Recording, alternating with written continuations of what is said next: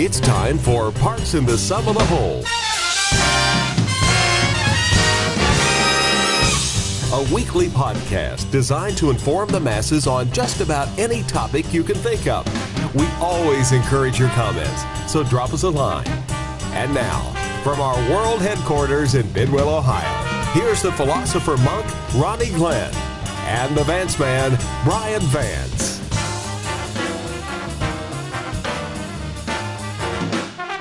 Hey, thanks a lot. No applause, just 10s and 20s, please, I say. Hey, I'm Bryan Vance along with Ronnie Glenn. Welcome to another edition of Parts in the Sum of the Whole. It is the place you come to get information on just about anything and everything. If it's out there, we're going to try to find it. And then again, if you have a show idea or a topic, let us know, and we will certainly discuss it. In the near future, we're going to be having interviews. And well, we actually have one on this show. Yes. Towards the end about an event coming up this coming Saturday in Jackson, Ohio, and so stay tuned for that. Ronnie, welcome. It's Father's Day weekend. Happy Father's Day, everybody. Happy Father's Day. I'm not one myself, but I support the right of other fathers to have their day. Yes, you know, my sons, they brought me something early this morning. It was a shirt that says World's Best Dad, and then it has a man pointing his finger at you saying, because I said so. So thanks, Bryan and Chase. Isn't he also the guy that says, I brought a shot, do it? I think so. It looks like the same guy. But wow, I'm wearing the shirt today, and thank you so much. And happy Father's Day to all the fathers out there. A chance for you to win food from Pizza Hut, usually a pizza or something. They have other things there. Well, you know, they got spaghetti, different things. Appetizers. You never know what's going to happen when you go to a Pizza Hut event. But a Pizza Hut gift card up for grabs in our trivia question a little bit later on in the show. Ronnie, you have a couple of new things that are going to be taking place here at Parts in the Sum and new ways for people to actually download the show. Tell us about that. Yes. By next Sunday, you should be able to find and subscribe to our podcast on iTunes, and it will download automatically for you every week. And also, anybody who knows me and talks to me on a semi-regular basis knows that the first 2 or 3 hours of my day every morning are spent just going through news sites, getting the articles of the day and whatnot. That's all he does, folks. I post a lot of them as links on the Facebook page and whatnot, and I write about some of them on WordPress on our site, partsinthesum.com. But I don't nearly put up even close to the total amount of articles that I do. But people have asked about it here and there, and starting Monday, we are going to be posting up a link on our Facebook page and putting all these stories in one daily digest, categorized and everything. So if you're interested in the NSA surveillance, you can go to Monday's post about the stories that I thought were relevant to it that morning and see little summaries and links to the news stories so you can read further. Wow, that's some cool additions to our program. I try to help. But again, welcome to the show. Let's kick it off right now, Ronnie, and our thoughts and prayers going out to everyone in the great state of Colorado. I spent 4 years there living in Colorado Springs, and there are so many people that live in other parts of the country that have lived there at some point, and we want to send our condolences to those who have been killed, two actually confirmed killed in the blaze raging north of the city of Colorado Springs in Black Forest. And it is the most destructive wildfire in Colorado's history, which is to say a lot. Governor Hickenlooper has declared disaster areas in 3 different wildfires in the state. One up north there of Black Forest Fire, and also in the Royal Gorge Bridge area and the state park there in Canyon City. Over 419 homes totally gone, destroyed.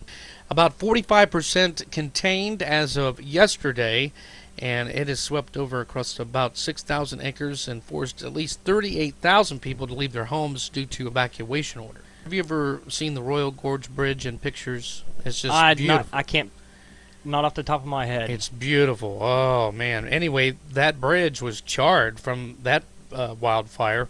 The planks on the bridge. It is still going to be open, limited for the rest of the summer, but right now that fire is 65% contained, about 3,200 acres burned there. 48 structures in the state park have been destroyed. So that's 9,000 between the two? 9,000 acres? Oh, yeah, between the two. And then that doesn't include the one up north towards Denver. Wow. So So our thoughts and prayers go out to them. If you'd like to help out in any way, shape, and form with people that have lost their belongings and are displaced, or the first responders, go to Care and Share. Care and Share is helping out, so look that up. Google it, look it up on the web, and also I have a link on our page.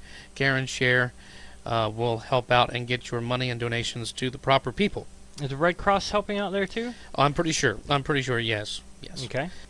They do a good job, and they have for a long, long time now. I'm going to try to say this in my best British accent. The royal child may be on the way, Ronnie.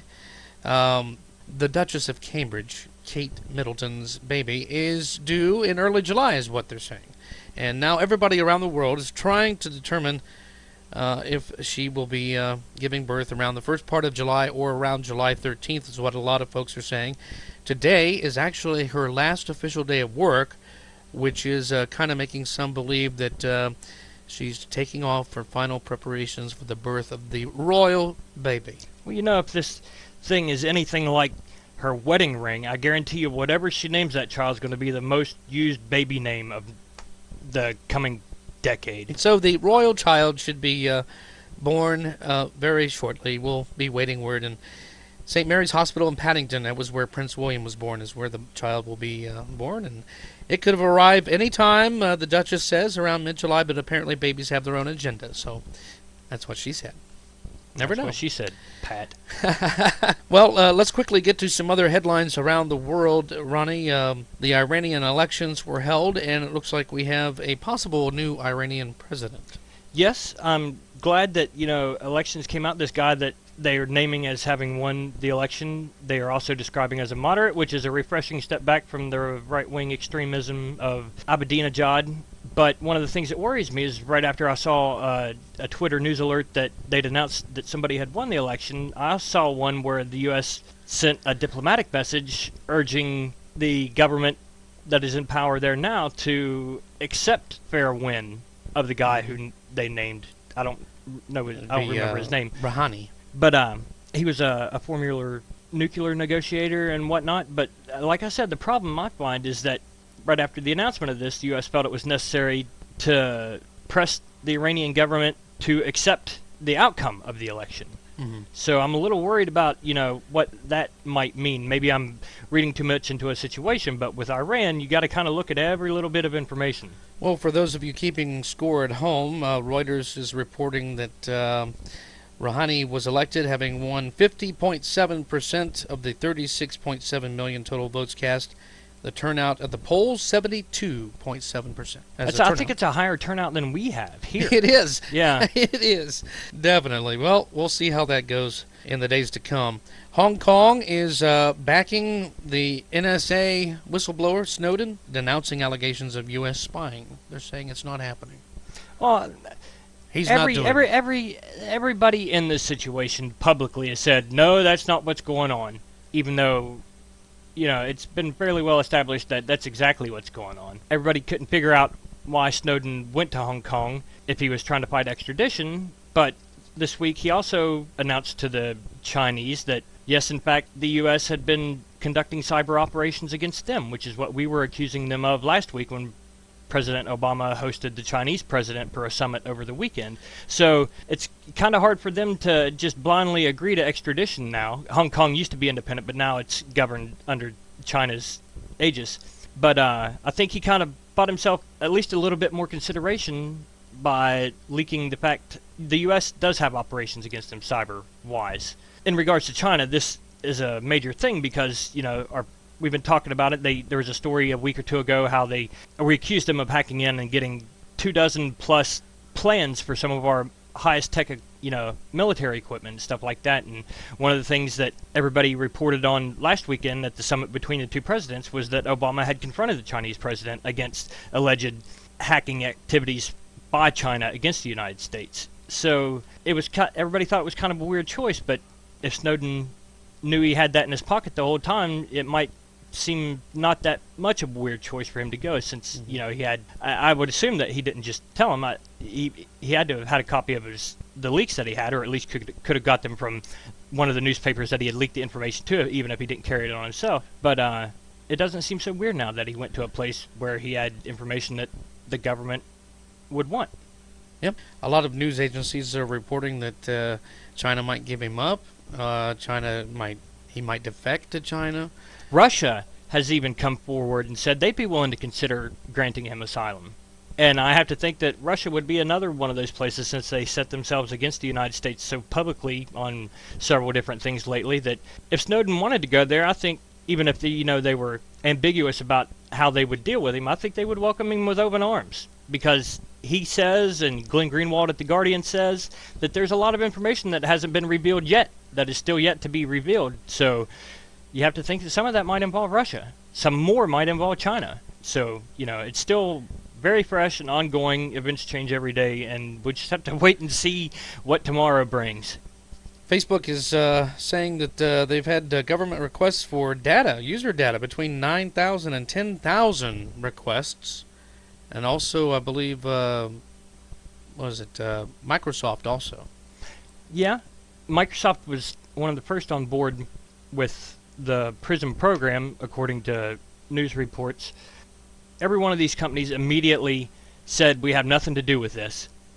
All the companies that were named in the leaked documents from the NSA. But they are bound by that PRISM order to deny it.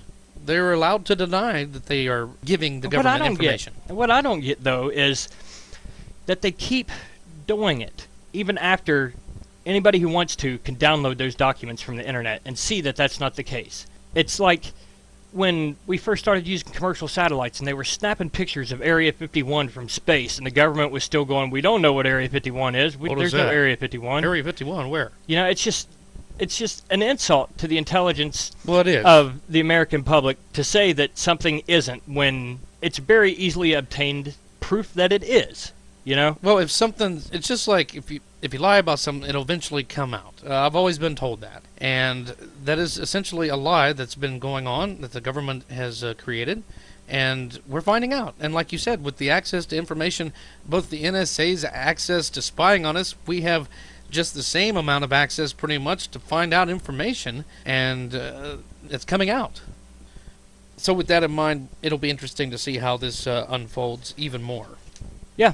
George Kennan, he worked in our embassy in Moscow in Russia. Before, during, and after World War II, the United States, in trying to battle communism, ended up using a policy that they called containment to try to keep communism from spreading around the world. Sure. George Kennan wrote a telegram, famously called the Long Telegram. It was like 8,000 words long. Wow. For a telegram. But he basically laid the case and came up with the formula for the policy of containment. Later on in his life, in 1994, he was given an interview with an author, and he had this quote, and I think, it relates to what we're talking about. He said, quote, I have several times had occasion to say that it never pays for our government to give false impressions to the American public with the view to enlisting its support for short-term purposes, because this always revenges itself later when it becomes necessary to overcome the wrong impressions one has created.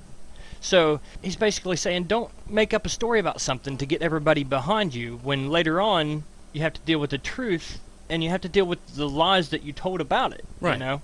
So why keep lying about something that everybody can fact check you on? Exactly. It's like lying about classified documents after they've already been released. They're on the public now. You can't continue to call them classified. Exactly. And that was out of a book, right? The book that I saw the quote in is a book called When Presidents Lie, A History of Official Deception and Its Consequences. And he talks about starting with World War II and going on with the Gulf of Tonkin incident and Johnson and Nixon with Cambodia and Bush, the first Bush with things in Central and South America and things like that. It's a pretty interesting book. You recommend it? Yeah, I've just started it, but from the introduction and the first 2 chapters I've read so far, it seems like the whole thing is going to be good. So yeah. Well, since you're a man about collecting knowledge and books, reading all the time, we might have to start up like an Oprah book club. It would be the Ronnie book club type of thing. Oh man, the problem I would have with that is picking one book to have everybody read. Like I told you when we were in the break, I'm reading about 7 at the same time right now. I flip back and forth, between them. It's hard for me to settle down with one book. But if anybody wanted to do that, I'd be glad to suggest some titles. All right, coming up, the CIA will lead the U.S. effort to arm and train Syrian rebel forces. Details on the latest in Syria coming up next on Parts in the Sum of the Whole. Stay with us. In a moment, cancer changed our lives forever. At this moment, St. Jude Children's Research Hospital is saving lives with pioneering research and care. And will never have to pay St. Jude for anything ever. At this moment, she wants to be in her own bed. I want to be back at school with my friends. I want to be outside playing. Please take a moment and visit stjude.org today.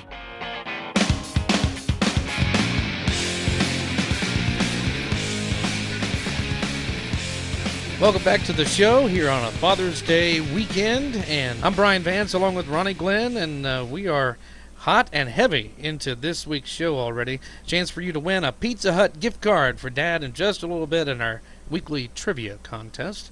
Well, before we went to the break, we were telling you about the CIA apparently leading efforts for the U.S. to train and arm Syrian rebel forces. A shocker, the CIA is helping foreigners with their war fighting.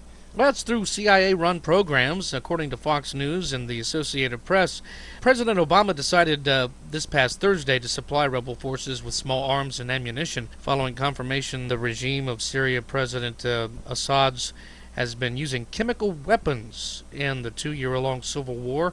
Sarin gas. Sarin gas, That's yes. what they're accusing. Yes. That's the alleged, and on at least over 90,000 people have been killed.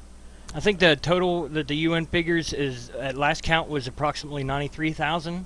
That's a lot of lives. Oh, definitely. You know, whether they were lost in the way that different people alleged they did, that's a huge number. Well, of course, last summer, President Obama vowed to take action should Assad cross the quote-unquote red line, and I believe this is the red line he's talking about. Yeah, he mentioned the red line, and there's a famous image of Benjamin Netanyahu in front of the General Assembly at the UN with the poster board. You know, everybody made fun of him at the time where he had a red line drawn on it. He was using it for illustration purposes. Yes, I remember that well, but yeah. The thing, a few weeks ago, the sources that they're saying now, I'll agree and paint this picture that Assad has used chemical weapons. A few weeks ago, those same sources kind of conflicted, and even now, that why I, in particular, continue to use alleged when I've been speaking about this is that immediately, and of course, I guess you had to expect it, but Russia and some of the countries that are against international intervention or are more fully on the side of Assad in this skirmish have brought up concerns, and I think valid ones, because I remember just a few weeks ago reading reports on the fact that when they first started talking about chemical weapons this time around, that it hadn't been the Assad side that had used them, the rebels themselves had used them. Mm-hmm. So I still don't think that's that clear yet. Whatever changed Obama and his team's mind hasn't been made clear to the public yet. You know, what suddenly went from, it's not entirely clear to, all of our sources say this. In just a matter of weeks, he had to get some kind of information. But I think there's valid concerns that even if Assad did use chemical weapons and cross this arbitrary red line, that it's not entirely as bad as what else might have been going on during this whole process. Well, still yet, Arizona Republican John McCain, of course, wants much heavier arms, including anti-aircraft missiles, to go after Assad's air power. The White House still has not decided whether to send anti-tank weapons in. Well, the problem with that is that a lot of these rebels, the groups and the fighters, and the rebels aren't one group. They aren't a tight-knit community in one side. They're a bunch of little cooperating groups, and some of these groups have pledged loyalty to terrorist groups like Al-Qaeda and other stuff like this. So one of the first problems in providing them weapons and support is if they win this battle, you don't want anything you've given them to be able to be used against us or our allies. And one of the main reasons why we're so quick in saying that we're not going to give them any anti-aircraft weaponry is that we wouldn't want them to be able to shoot us down. Right. We're keeping our F-16s in Jordan, for example. What if we kept them there and this all ended? The rebels still have these anti-aircraft weapons, and we went to fly our F-16s home, and they shot them down on the way. Right. I don't think it's a very good idea that we're giving them one of the small arms, quote unquote, that we will be providing them, besides semi and automatic weapons, rifles and stuff, are rocket-propelled grenades and stuff like that. We gave Afghanistan RPGs and stuff when they were fighting the Soviet Union. And one of the things that we always had to guard against when we went back over there for Iraq and Afghanistan this time is the fact that they were using RPGs to attack us and shooting down our helicopters with them, you know? So it's a real murky situation. You feel bad for the people who are genuinely suffering, and you want to support the people who will genuinely be good, but at the same time, you know without a doubt that there are all these bad elements mixed in with that. And until you could guarantee that they wouldn't be likely to get a hold of this stuff, you kind of want to limit what you give them. Right. I understand that. You mentioned the F-16s remaining on site. Now, the United States has military equipment and roughly 5,000 troops in neighboring Jordan right now. They're doing a multi-country military exercise known as Eager Lion. I love these war exercise operations yeah. names. Yes. Able Rolling Archer Thunder and Rolling Thunder. Yeah, I love that. The code names. Desert Storm was one of my favorites. I like Desert Shield better. It painted us in a more humanitarian light. Well, yeah, it was a shield. But when we went in and began Desert Storm, that's exactly what our forces did. Hoorah. It was the mother of all wars. That's right. Lasted, 3 weeks in ground fighting? Yeah, about 100 hours, actually. Semper Fi. That's right. The Secretary of Defense, Chuck Hagel, has approved the request for the detachment of F-16s and Patriot missiles to remain in the country when the exercise ends. I think Jordan was one of the places we kept Patriot missile batteries when we were enforcing a no-fly zone over western and southwestern Iraq. That's another thing that the administration said they were not going to do, would be that they would be employing no-fly zone. Yeah. That's one of the things everybody's requesting. McCain is shouting to the rafters for it, but that becomes complicated. I mean, Assad has an air force. Saddam Hussein really didn't have any kind of air force when we were imposing the no-fly zone on him. Now, of course, Vladimir Putin in Russia is questioning the White House's evidence about using of chemical weapons in Syria. I think the whole world would be kind of testy about trusting evidence that we came up with after we tricked them all into Iraq. Assad's forces captured a suburb of Damascus yesterday near the capital's international airport, according to SANA. It's the Syria's state news agency. Is this the very beginning of us being involved in another war in the Middle East? Well, you know, I think in our first podcast, and one of the first op-ed pieces I ever wrote for our website was about the situation in Syria and how I believed, more than any other time in recent memory, that the situation as it stood presented the best chance for us to get pulled in, World War I style, to an international conflict that stems out of that region. They got countries on their side, we have countries on ours, and a little flashpoint could bring us into World War IV. So keep up with my World War IV watch updates. I send them out. You called it first. I send them out on Facebook. When I send a tweet about them, I use hashtag World War IV with the number 4. So search for that hashtag and keep up to date on the steps I think could lead to a possible worldwide conflagration. It seems like everything we're talking about recently is focused in that general area and not too far away, right next door. Fierce anti-government protests in Turkey continue. Oh, yeah. I have to support the... All they wanted was for the government not to tear down a public park. That's the it. government was going to tear down a public park and put up a shopping mall. Gezi Park, I believe. Yeah, all they wanted was to save their park, and it blew up into this, and that's just crazy. The Turkish Prime Minister said he'll put redevelopment plans for the Istanbul Park on hold until a court rules on the issue. The first thing, he made that concession, and the first thing I thought of was wait until everybody leaves the park thinking their protest is over, and in march the bulldozers. Because he just seems like the kind of guy that, for one, doesn't really back down from anything, and two, is going to do whatever the hell he wants to do when he gets a chance to do it. Yeah, 4 people have died already. Thousands have been injured since the police cracked down on peaceful campaigners in the park. And Ronnie, still more rallies and protests are planned over this weekend and into this week. So yeah, the footage of it and the pictures from it look like the Arab Spring in Tunisia and Egypt. You know, maybe this ends up having far wider implications. I might add, NBC's Richard Engel is always there. Yes. Is he the man or not? I tell you what, if you're willing to stay in there and do your newscast report with a gas mask on, you're pretty dedicated to your job. He even got captured. Yeah. That was in a different location, though, I believe. Anyway, we'll keep everybody updated on that. We're going to take a quick time out. We're going to come back and tell you about a group of people that convene, well, powerful people that convene every year. Powerful is not the word. And decide what happens in the world. I'm talking about medical decisions, banking decisions. It's called the Bilderberg Group. We'll tell you all about it. We have the secrets right here on Parts in the Sum of the Whole.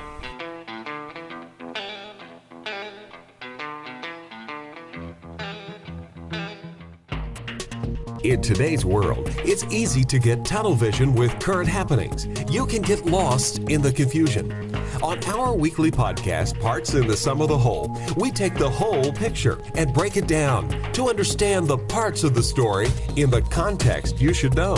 We dig for the truth and try to find facts that some try to hide. We are not a political show or a news show, but we will discuss topics or headlines that are important to you. In general, Parts in the Sum of the Whole is the place to go to find out about everything. Tell your friends and join us each Sunday. Check us out at partsinthesum.com, on Facebook at facebook.com/partsinthesum, on Twitter at partsinthesum, or email us info@partsinthesum.com. And thanks for listening.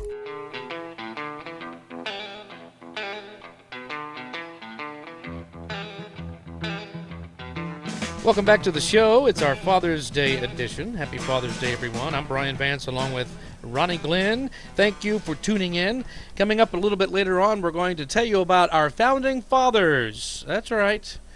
Some of the things they said that you might be surprised they said. I never knew what, it. They would be awfully shocked if they just showed up today and saw the country that we have. Oh, I agree with you right there. And definitely. we'll tell you why and what might have shocked them when we come up to it. For those that live in and around the Ohio, Kentucky, West Virginia area, coming up this weekend on Saturday, there is a great Christian festival going on in Jackson, Ohio. It's the Messiah Fest 2013, the first of its kind. Several Christian rock bands going to be there performing.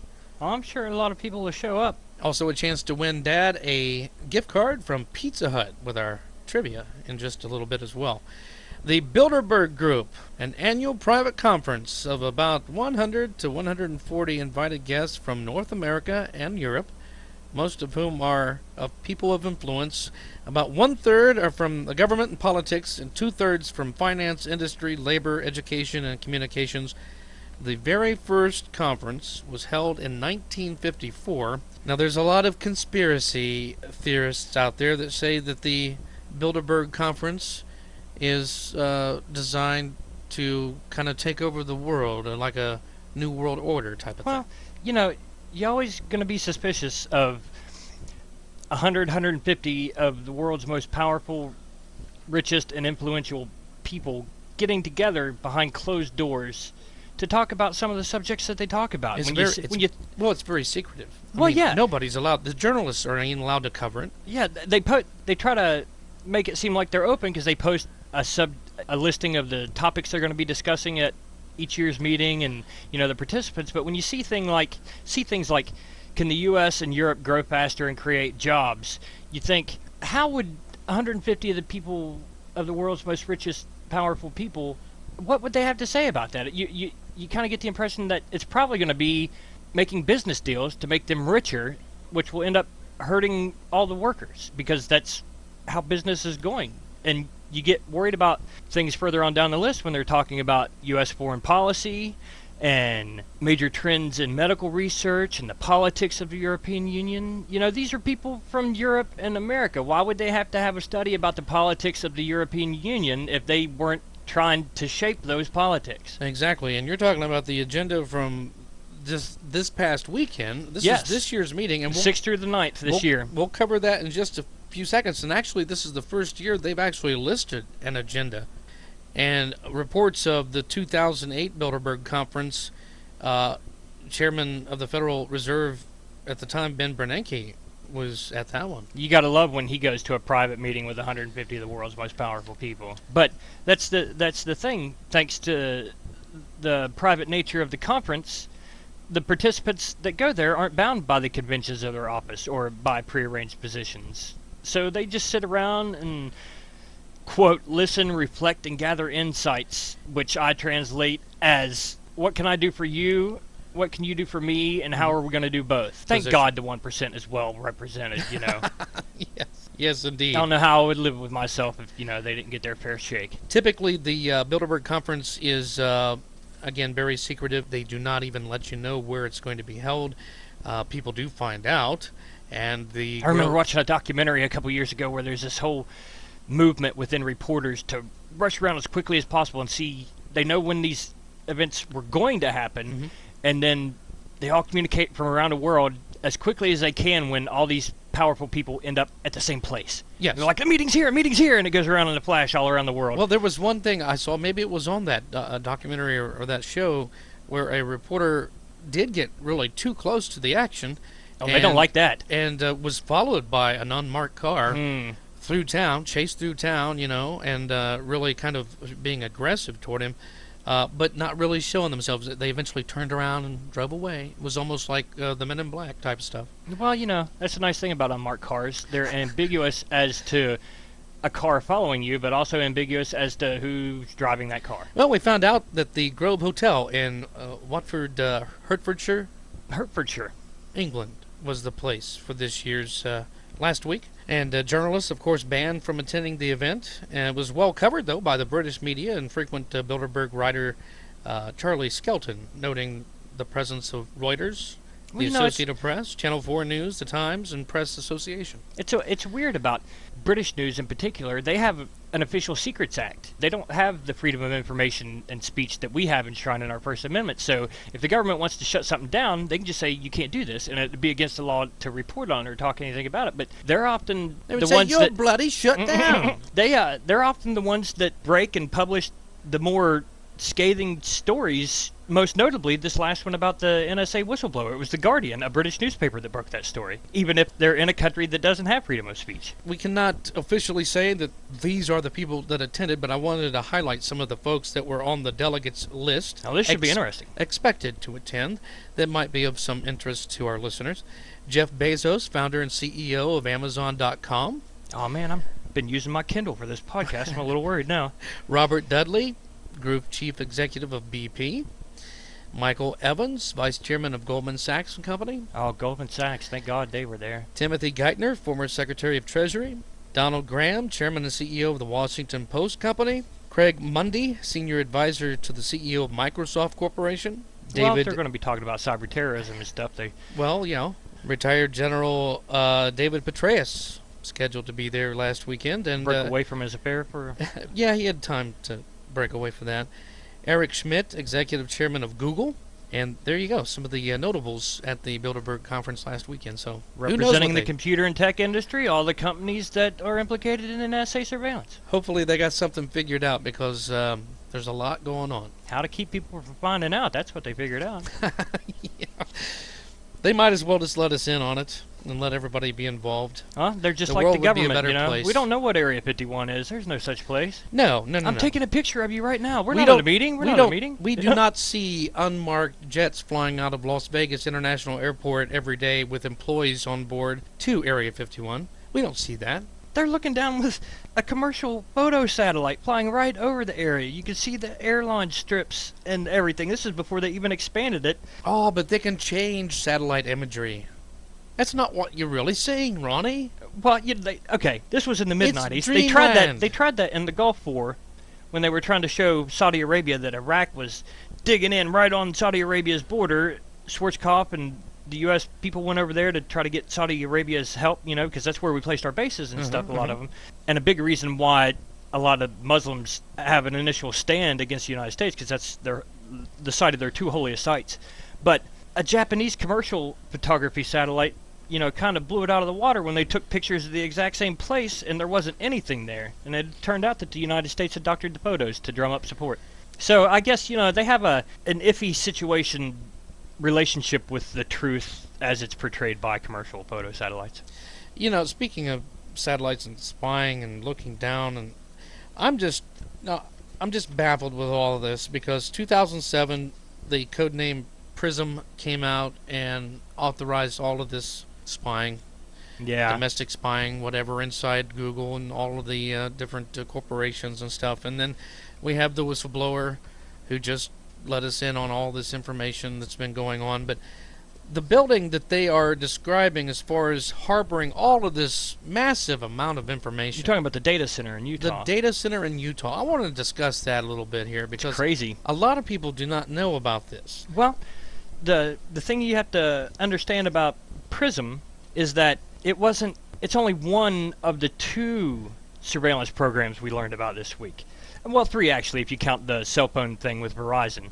But as far as the NSA goes, everybody's been talking about PRISM, but they haven't been talking about this other program that has been going on that an AT&T whistleblower tried to break years ago when he saw the physical installation in an AT&T building. But the NSA in the AT&T office building out in San Francisco, I believe it is, there are main fiber optic trunk cables that come in to each coast, East Coast and West Coast, that carry all the data and the traffic, and they go into these buildings. And the NSA in this AT&T building had installed a tap. Basically, they just patched into those cables because they ran through the room above and just dropped cables into the room below, and they're basically just siphoning a copy of everything that comes in over those cables. Yeah. So they're copying the internet, and they have to.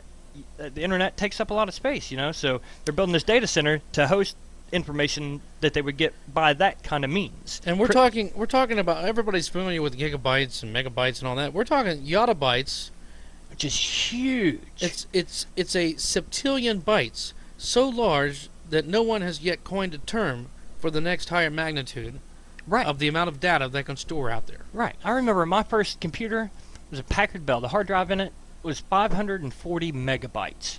My buddy Dustin had a 1 gigabyte drive, and that was just, you couldn't even imagine that. Right, at the time. Yeah. That was just I have a little SD card that fits in my digital camera now that has 16 gigabytes. Back then, when I had that 540 megabyte hard drive, this was unthinkable. My most prized data storage possession is a little external hard drive I have that has 2 terabytes. 1 terabyte is 1,000 gigabytes. Mm-hmm. So that's 2,000 gigabytes, and a yottabyte is about a million times that much. You know what a million times is? I mean, that wasn't just me, tripping up and saying the phrase million times, in a row. I'm saying, you're serious about this. 1 million, 1 with 6 zeros after it, times, the little extra you use in math class, 1 with 6 zeros over it. A million crazy. times a million times. That's crazy data.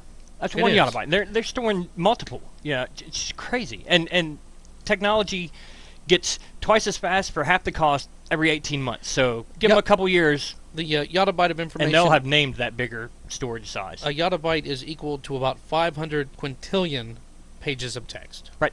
That's 1,000 times the entire content of the Library of Congress. There's going to be so much data in that Utah facility that I believe the building might be pulsating if you get up too close to it. It's 5 times bigger, square feet wise and area wise, than the U.S. Capitol and the Pentagon combined. But you know what? The NSA is not really concerned about our internet traffic and our light-hearted conversations over the phones. What they're interested in, is what they say, is the so-called invisible web, known as the deep web or deep net. Data beyond the reach of the public. This includes password-protected data, U.S. and foreign government communications, and non-commercial file sharing between trusted peers. Oh, great. So now a powerful government agency have become paranoid conspiracy theorists. It's in the deep web. That's where it is. The deep web. I can see a movie coming out about that. But, of course, Spielberg and all of them saying now that the movie industry is going to collapse. It's imploding. But I wanted to look at the Nerve Center. The Utah Data Center here is... picture this. It's on a graph here, but you guys can't see it. The Utah Data Center is in the middle of the graph. But you've got things coming in. This is what's feeding into the Utah Data Center. You've got satellites. You've got the Aerospace Data Facility at Buckley Air Force Base in Colorado, where I was stationed for a little while before going to NORAD. The NSA in Georgia. Which is another huge data facility. Yes. The NSA in Texas is feeding into it. That was that started out as Microsoft building that, but it's a huge data center too. There's an NSA office in Hawaii. That's where Snowden worked for Booz Allen when he leaked the documents. You have domestic listening posts throughout, overseas listening posts coming into the Utah Data Center. And then, okay, so that's what's feeding into that main center. Now, it feeds out to your higher echelon folks who make decisions. Right. I love the NSA history books who describe the agencies that receive information from the NSA as customers, government agencies, but it's weird to think of that like that. And your Utah data center is going to be going to the NSA headquarters, of course. From there it goes to the White House, the CIA, and the Pentagon. But also, here's one I want to talk about. It's feeding into a multi-program research facility in Oak Ridge, Tennessee. That's where they researched and started enriching uranium for the atomic bomb in the Manhattan Project. Right. They built a whole facility down there. They built a city to develop the atomic bomb, and it's still a highly classified area. It is, definitely. Now, supposedly, the world's fastest computer. Oh, yeah, I heard about that. The latest cray. So maybe they're going to funnel this data into that center using the world's fastest computer. It's one thing to collect the information. It's an entirely different thing to process it.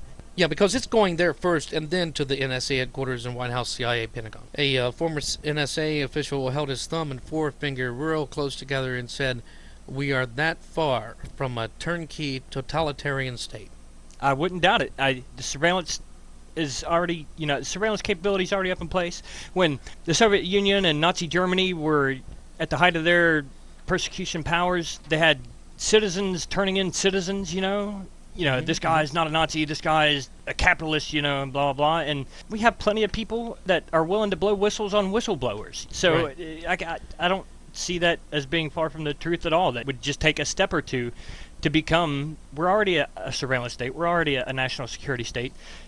A few more steps, and we have already written laws that would allow our government to turn into a pseudo-totalitarian state. They're already on the books, people. Just wait till they call us an actual upfront state of emergency and learn what powers we gave the president to exercise during a state of national emergency. Back when Bush and Cheney were in office, they came with the Patriot Act and all those other things that nobody debated but passed, and we're dealing with that downfall of now.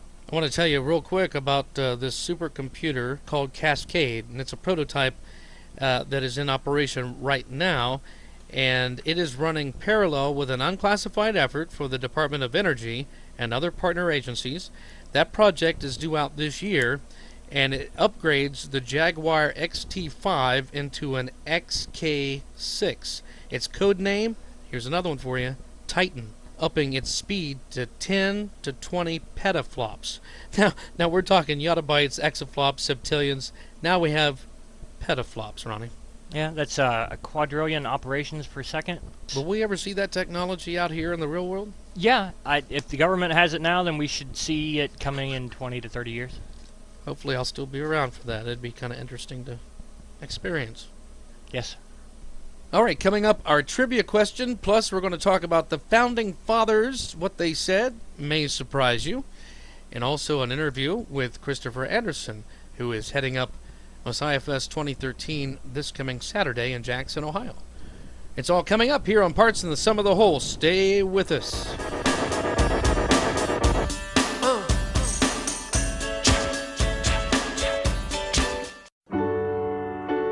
Look around you.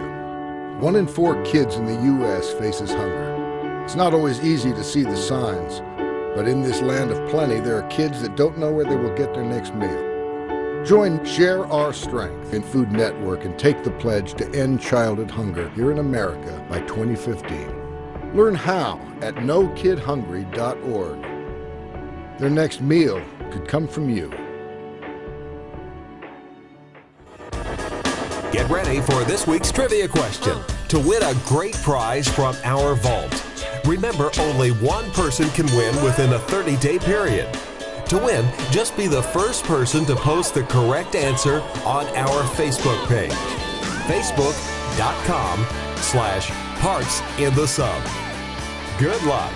Okay, welcome back. Our trivia question this week. Again, first person to post the correct answer on our Facebook page will win a Pizza Hut gift card. Here's the trivia question, and we've been talking, unfortunately, about Colorado a lot this week due to the wildfires, but I did have a bit of trivia about the Centennial State. Denver, Colorado, of course, is known as the Mile High City at 5,280 feet. Exactly? Exactly. And actually, well, it is exactly There is a point on the Capitol steps in Denver where it actually marks the elevation. Wow.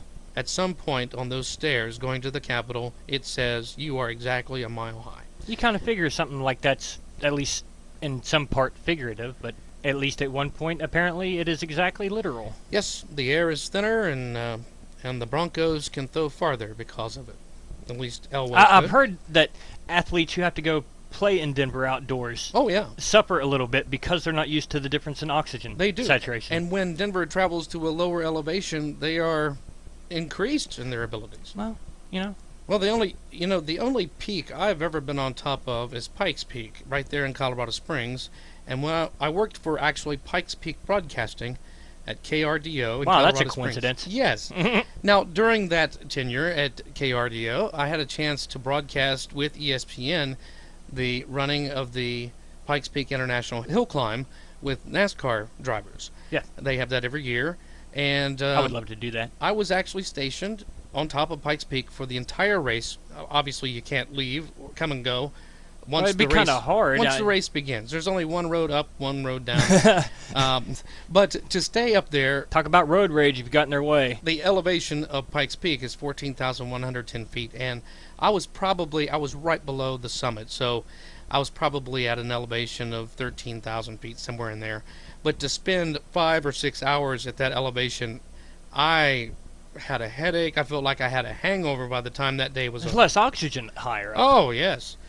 Be the same as there being more carbon dioxide down here. The great peak where America the Beautiful was written. Did you know that? I didn't know that's where the song was written. Yep.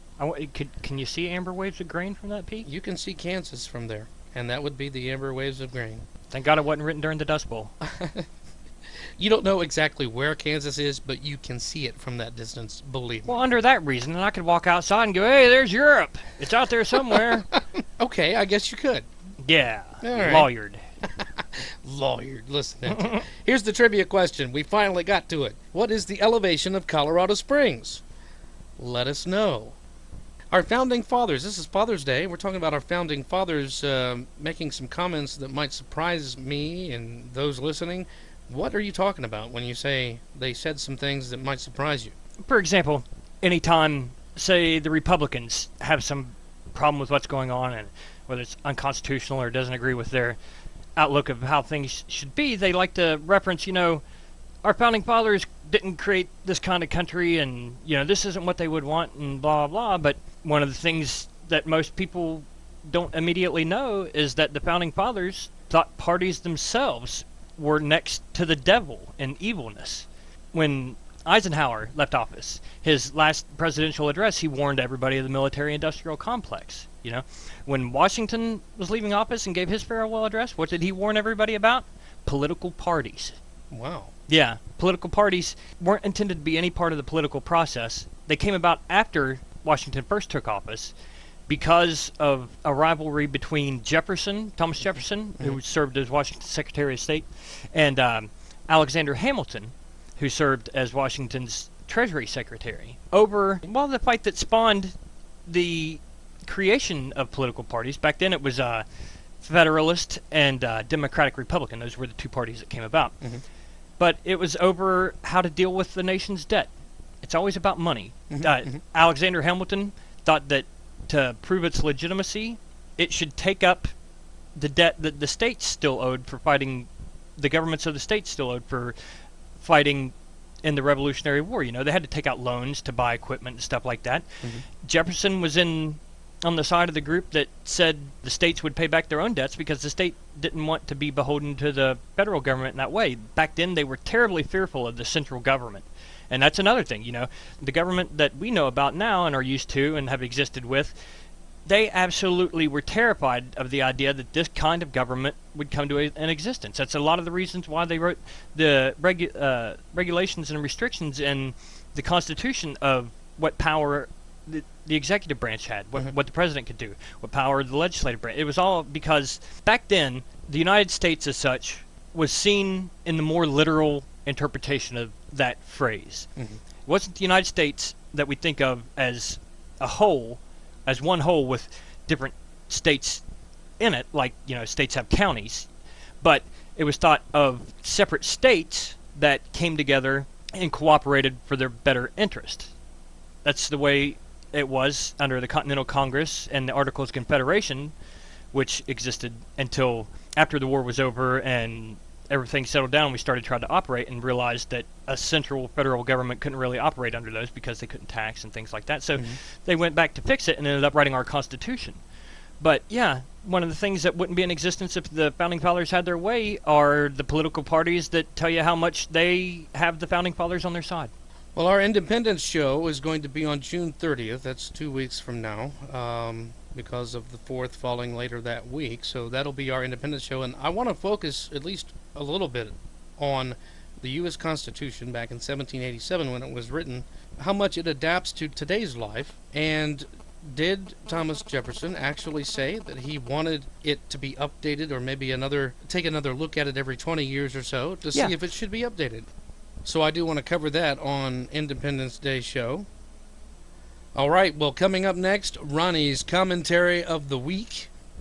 Yay! Yay, it's on the way. And we're going to sit down with Christopher Anderson and talk about Messiah Fest 2013 coming up this Saturday in Jackson, Ohio. Coming up next here on Parts and the Sum of the Whole. Stick around.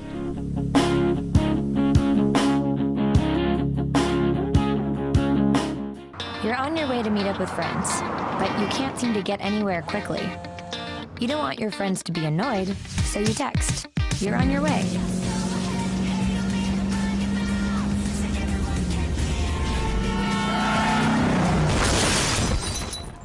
Five seconds is the average time your eyes are off the road while texting while driving.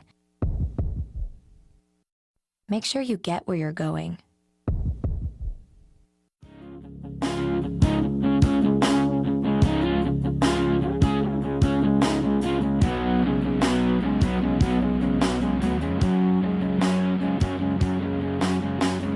It's time for our weekly commentary and comments from you. We like to call it Our Parts and Your Parts. Like I said earlier, I couldn't decide between two titles for this commentary piece: Hitler won World War II or The Victory of the Fleas. I know those titles might seem a little weird, but bear with me, I promise it'll make sense by the end of this ride. We, here in America, pride ourselves on being the first really successful democracy, called by some the Great Experiment. What our forefathers attempted to do was new, and no one could be really sure that it was going to work. We define ourselves by the freedoms and protections, our government and the way it is set up to operate, all of which falls back to our Constitution. All the way back during the convention and ratifying process that produced the Constitution of the United States in the 1780s, one of the most heavily debated points was the establishment of a single executive, or what we call our president. Having just fought a war for independence against a king and his empire, the citizens of the newly established United States were fearful of anything approaching a single man with that kind of potential power. Other contentious points were whether or not there should be a standing, peacetime, professional army, who was going to be invested with the authority to command such an army, and who was going to have the power to declare war, in which said army would be used. Working it all out, they agreed on a small standing army, and took the power to declare war and invested Congress with that authority. The last time Congress exercised its constitutionally granted power was on June 5th, 1942. Since then, we've spent time fighting in Korea, Vietnam, Panama, Grenada, Iraq twice, Afghanistan, and a few other places. We call some of these war, like the Korean War, the Vietnam War, the Iraq War, but these aren't wars, not technically. During war, it has always been expected that the president would maybe fudge the boundary lines of his authorized powers, and history generally bears this out. Lincoln did some unconstitutional things when executing the Civil War. Wilson and Roosevelt did some unconstitutional things during the World Wars. No one really punished them for it because sometimes war doesn't allow you the opportunities to stick strictly to the book. But after war was over, the excess powers were dialed back, and the country, and the government who runs it, went back to our constitutional democracy, and everything was fine and dandy. The problem, at least the problem relevant to this commentary, is that this didn't happen after World War II. First, let me just point out that the only time that we weren't in an adversarial mindset against the Soviet Union and the Communists were when we needed them to be cannon fodder in World War II. Before they even accomplished their revolution and took power in Russia shortly after World War I, the United States had sent troops in to fight against them during their Civil War, with America fighting on the side of the Tsar and the White Russians. Second, At the end of World War II, the Soviet Union had just acquired a huge block of Eastern Europe, and the dominoes fell. Communist governments took power. All empires fall, and Britain's had after World War II. Partly due to that fact, financially, the British Empire had nearly bled itself dry. Partly due to the fact that the United States pushed for, and propaganda parroted during the war, the stance taken in the Atlantic Charter promoting the right of all peoples to the self-determination of their own government. So with the United States left as the only Western power who was in a position to do anything, and communism spreading out from its motherland in the Soviet Union, Churchill made his Iron Curtain speech, England requested we take over providing aid to Greece and Turkey, 2/3 of the world lay in demolished ruins, poverty, and disease. The United States took up the support role, both financially and militarily. The Cold War began. It worked out good for us in the beginning. After the financial disasters that dominated everyday life during the 1930s, the sacrifices of World War II, and the jubilation of those that had survived them, America thrived and relished the economic boom we were enjoying supplying the world with goods, back when we were still an industrial giant. So there were very little questions raised, partly in the beginning, out of fear of being pulled before a McCarthy hearing, probably. The first real public outcry came with the Vietnam War, especially after Daniel Ellsberg leaked and the New York Times released the Pentagon Papers, a secret history commissioned of the United States in the Vietnam War that showed in stark black and white that all the things the government had been releasing in propaganda were huge lies. Information prompted activism, protests, and revolution. President Nixon violated constitutional rights, exercising his wartime authorities to such an extent that it resulted in the first resignation of a sitting president and an impeachment serious enough for the next president, Gerald Ford, to have to issue an official presidential pardon. Nixon's actions also led to the shocking revelations of the Church Committee investigations into our intelligence community. Congress passed the Foreign Intelligence Surveillance Act to rein in the intelligence community, and the War Powers Act to rein in what a president could do in regards to hostile military activities. Former Vice President Dick Cheney and former Secretary of Defense Donald Rumsfeld came to important positions in Ford's administration. They were part of a growing section of conservatives, soon to be called neoconservatives, or neocons, that were outraged by these restrictions on the authority of the office of the president. Later in the 1980s, when Cheney was a congressman, he would write the dissenting paper regarding the Iran-Contra scandal, taking the side of Reagan and lambasting Congress for investigating and charging criminal acts related to it. But something bad happened. The Cold War ended. We celebrated this by invading Panama. A few years later, a lot of the same people involved in the later one, with a lot of the same lies, facilitated our first foray into the Persian Gulf with Operation Desert Shield and Operation Desert Storm. And then, of course, we had the problem of rogue states to deal with. These were former Soviet Union countries who had possession of nuclear weapons and nuclear material that were stored in their territory while they were still part of the Soviet Union. The Clinton White House was beginning to fight the rise of the next big enemy, who chose to fight on different terms and with different methods, namely terrorists. The first attack on the World Trade Center happened in 1993. Later, embassies were attacked in Africa. Osama bin Laden came on the radar with enough gravity to have his own personal dedicated CIA unit tracking his movements and such. Then, of course, came 9/11. The wars in Afghanistan and Iraq, warrantless wiretapping, drone wars, and all that fun stuff. In 1941, President Roosevelt had declared an unlimited state of national emergency in the United States. It exists even now. Presidents and the government claiming powers and authorities to do blatantly unconstitutional things, justifying their actions by using the fact that we are, quote, at war or, quote, in a state of emergency, and because of that, they have to do these things, quote, in the interest of national security. And this, in case you were wondering when I was going to get around to it, is when we come back to Hitler and the fleas. The most recent and still ongoing revelation has been about the NSA and government programs of broad, widespread surveillance operations and capabilities. Supporters of these programs claim that it's all legal, has been done, quote, in the interest of national security, and has stopped dozens of terrorist operations and plans. The most recent attack to the United States has been the bombing at the Boston Marathon. In a little reported hearing before a committee recently, FBI Director Robert Mueller confirmed that we had gotten a warning about Sarnev, one of those bombers, from Russia before the attack. And that was after 2 previous warnings the FBI had received in which they investigated and closed their case. I think it's pretty obvious that the Boston attack wasn't stopped or prevented, so PRISM and the NSA didn't work.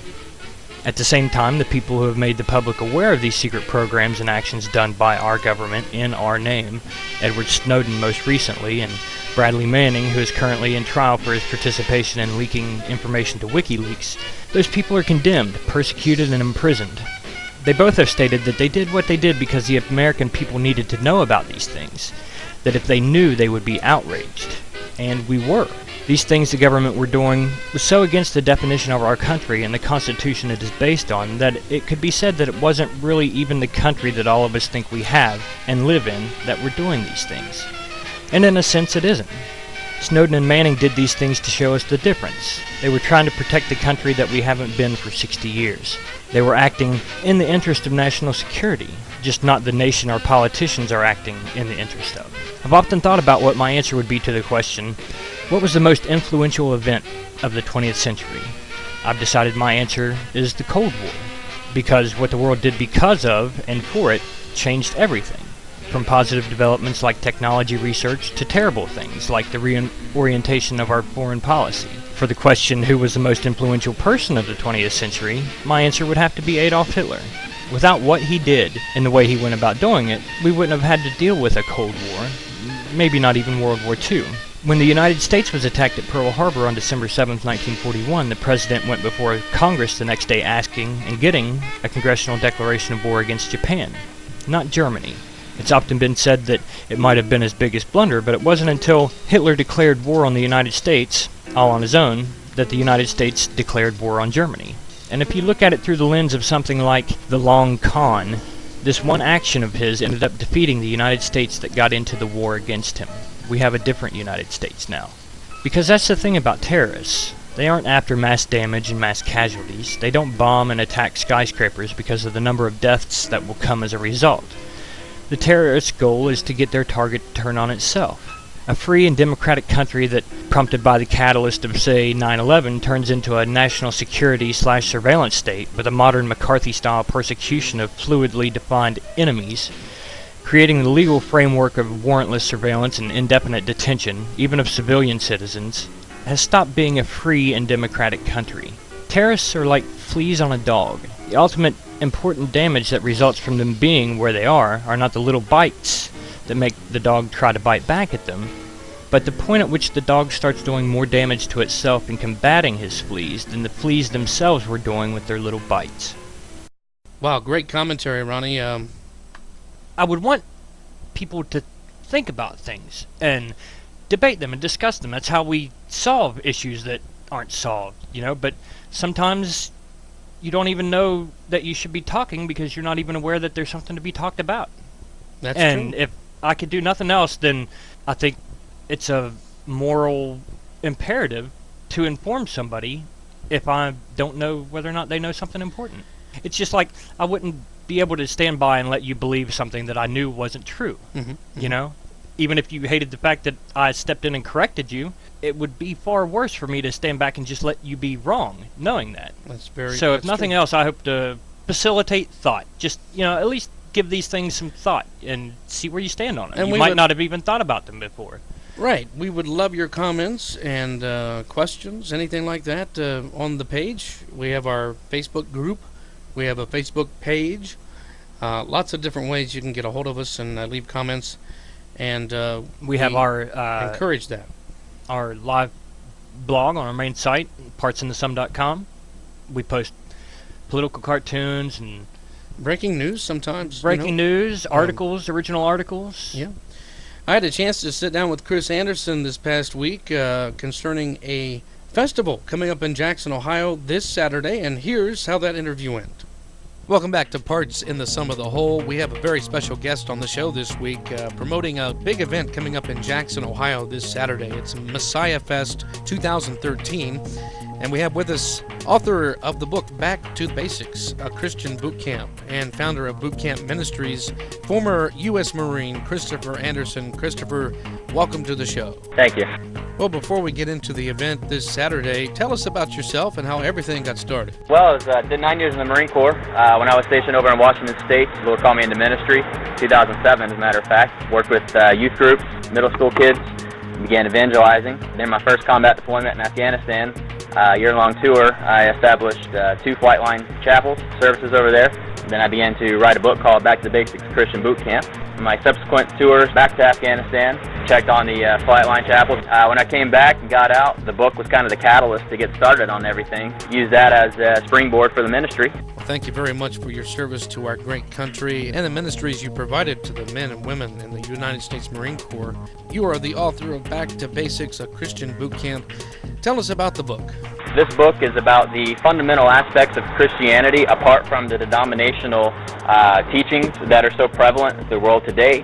So it looks at, the teaching of Paul, the teaching of Christ, and I use my own personal experiences that I've went through, both in the military and growing up in an evangelist's home, to teach these points, kind of modernize them to help the reader gain an aspect and an understanding of the Christian faith in the 21st century. That's great. Messiah Fest 2013 happening at Manpower Park in Jackson, Ohio this coming Saturday. Tell us about this big event. Well, it's a free event to the community. We're offering 8 live bands. We have 4 guest speakers. We have 2 published authors, including myself, that's going to be there selling and signing copies of our book. We have inflatables for kids to come out and play on, have a good time with. Basically, it's an event to bring the body of Christ together. So many of us are divided by our denomination and our own traditions that we neglect to see the big picture, is that we are all one in Christ. And so this event is really geared towards bringing all believers together and sharing, some great music and great fellowships and great testimonies with the community around us. Sounds like a great time for everyone. You're going to have Christian bands for this cause, the Soul Harvest Band, Trinu, Transparent Ministries, Fuel, Vessel, Prisoners of Hope, and WAM. Guest speakers, Pastor Rob Irvin, New Beginnings Freedom Hall Recovery Center founder Angie Pelfrey will be there, evangelist Aaron Long. Certainly sounds like an event to remember. Will you have T-shirts or anything like that? We're not going to have T-shirts for the event, unfortunately, but we do have various bands that bring in merchandise to sell and give out. Our ministry has T-shirts. We have a DVD of one of our previous prophecy conferences we're going to have for sale. Of course, our books.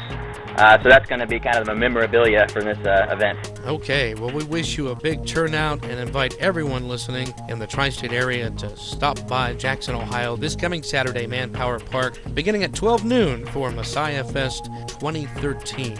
The author of Back to Basics, Christian Boot Camp, founder of Boot Camp Ministries, former Marine, Christopher Anderson. Semper Fi, my friend, and we do hope to have you back again sometime. Well, Semper Fi, I look forward to it. All right, and Parts in the Sum of the Whole continues. Don't go away.